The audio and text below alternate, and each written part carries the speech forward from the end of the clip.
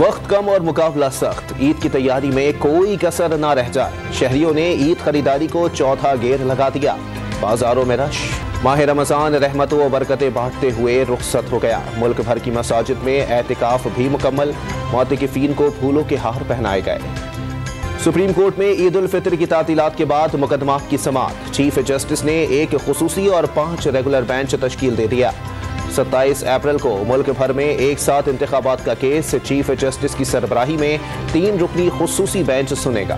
पंजाब में इंतखाबात हो भी जाएं तो नतीजा कोई कबूल नहीं करेगा। इंतखाबात मुतनाज़ा हुए तो मुल्क में खाना जंगी शुरू हो जाएगी। सिराजुल हक को खदशा। सवात के इलाके बहरीन में सैलाब से मुतासरा पुल की जगह पाक आर्मी ने स्टील पुल की तनसीब का काम शुरू कर दिया। पाक अफगान सरहद तुरखम पर लैंडस्लाइडिंग के बाद रेस्क्यू ऑपरेशन के दौरान एक और लाश निकाल ली गई।